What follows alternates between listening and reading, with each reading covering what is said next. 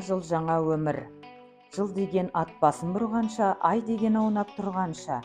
Кел жаңа жыл, жылқысындай самғап кел, арманымдай айтылмаған әндап кел, қайғырғанның қайғы мұңын ұмыттыр, қуанғанның қуанышын жалғап кел. Берме жанның біріне де ақырет. Жақсылар да жақсыларға жақын ет, дүниеге таң қалатын балаша, адамдардың бәрін бір сәт ақын ет. Шөмішбай Сариев. Ақаған қыс айының ортасында кіретін жылан жылы өзімен бірге талай сынақ тала келуі мүмкін деседі жұлдызшалар.